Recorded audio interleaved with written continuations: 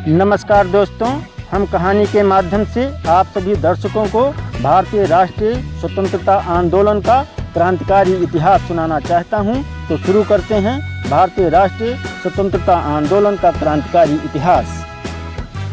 स्वतंत्रता के लिए अंग्रेजों के विरुद्ध आंदोलन दो प्रकार का था, एक अहिंसक आंदोलन एवं दूसरा सशस्त्र क्रांतिकारी आंदोलन। भारत की आज़ादी के लिए 1857 से 1947 के बीच जितने भी प्रयत्न किए गए, उनमें स्वतंत्रता का सपना संजोए क्रांतिकारियों और शहीदों की उपस्थिति सबसे अधिक प्रेरणादायी सिद्ध हुई।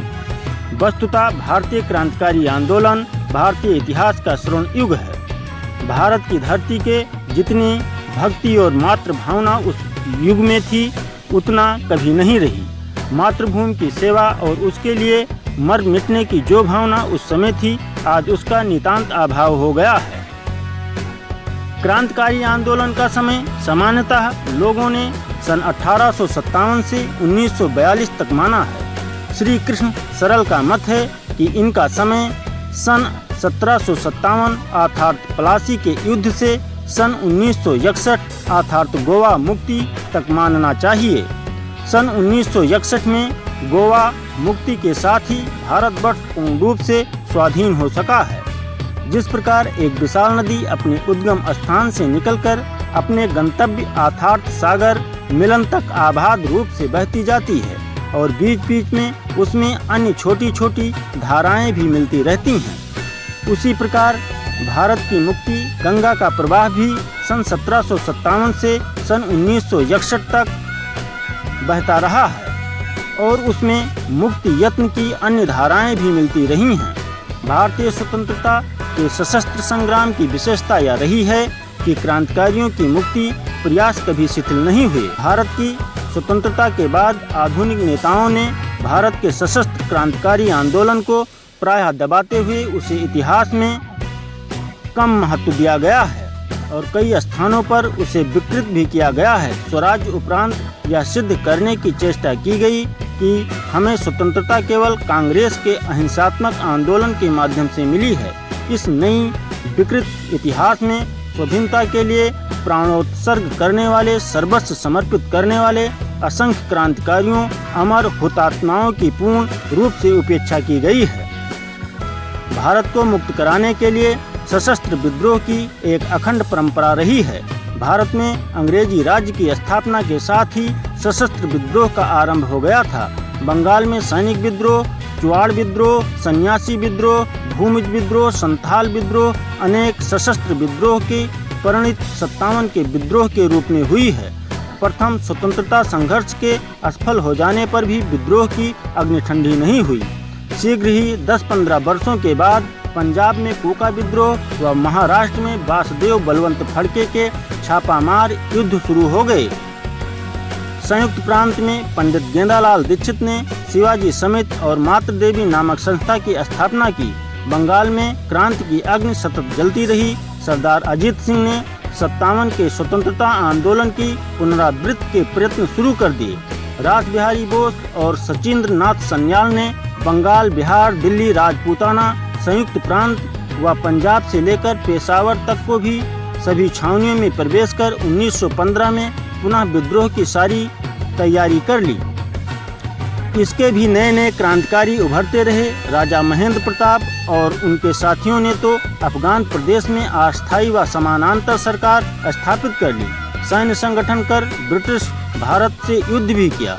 रासबिहारी बोस ने जापान में आज़ाद हिंद फौज के लिए अनुकूल भूमिका बनाई। मलाया व सिंगापुर में आज़ाद हिंद फौज संगठित हुई। सुभाष चंद्र बोस ने इसी कार्य को आगे बढ़ाया। उन्होंने भारत भूमि पर अपना झंडा गाड़ा। आज़ाद हिंद फौज का भारत ने भव्य स्वागत हुआ।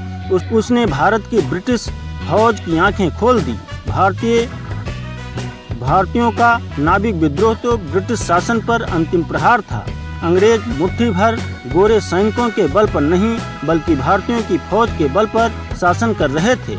आरंभिक सशस्त्र विद्रोह में क्रांतिकारियों का भारतीय जनता की सहानुभूति प्राप्त नहीं थी। वे अपने संगठन व कार्यक्रम गुप्त रखते थे। अंग्रेजी शासन द्वारा शोषित जनता में उनका प्रचार नहीं था। अंग्रेजों के क्रूर व अत्याचारपूर्ण अमानवीय व्यवहारों से ही विशेषता काकोरी कांड के अभियुक्त तथा भगत सिंह और उसके साथियों ने जनता का प्रेम व सहानुभूति अर्जित की। भगत सिंह ने अपना बलिदान क्रांति के उद्देश्य के प्रचार के लिए ही किया था। जनता में जागृति लाने का कार्य महात्मा गांधी के चुंबकीय व्यक्तित्व ने किया। बंगाल की सुप्रसिद्ध क्रांतिकारी श्रीमती कमला दास गुप्ता ने कहा कि क्रांतिकारी की निधि थी कम व्यक्ति अधिकतम बलिदान, महात्मा गांधी की निधि थी अधिकतम व्यक्ति न्यूनतम बलिदान। सन 1942 के बाद उन्होंने अधिकतम व्यक्ति तथा अधिकतम बलिदान का मंत्र दिया। भारत की स्वतंत्रता प्राप्ति में क्रांतिकारियों की भूमिका महत्वपूर्ण है। भारतीय क्रांतिकारियों के कार्य सिर्फ युवकों के अनियोजित कार्य नहीं था। भारत माता के पैरों में बंधी श्रृंखला तोड़ने के लिए सतत संघर्ष करने वाले देशभक्तों की एक अखंड परंपरा रही है। देश की रक्षा के लिए कर्तव्य समझकर उन्होंने शस्त्र उठाए थे। क्रांतिकारियों का उद्देश्य अंग्रेजों का रक्त बहाना नहीं था, वे तो अपने देश का सम्मान लौटाना चाहते थे। अनेक क्रांतिकारियों के हृदय में क्रांति की ज्वाला थी, तो दूसरी ओर अध्यात्म का आकर्षण भी। हंसते हुए फांसी के फंदे का चुंबन करने वाले व मातृभूमि के लिए सरफरोशी की तमन्ना रखने वाले ये देशभक्त युवक भावुक ही नहीं विचारवान भी थे। शोषण रहित समाजवादी प्रजातंत्र चाहते थे। उन्होंने देश के संविधान की रचना भी की थी।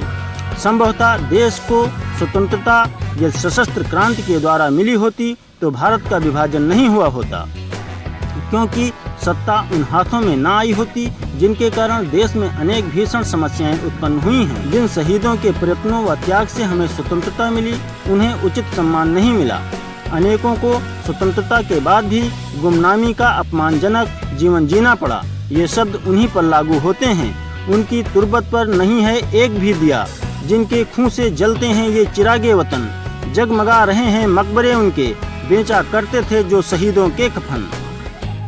नाविक विद्रोह के सैनिकों को स्वतंत्र भारत की सेना में महत्वपूर्ण कार्य देना न्यायोचित होता है, परंतु नौकरशाहों ने उन्हें सेना में रखना शासकीय नियमों का उल्लंघन समझा।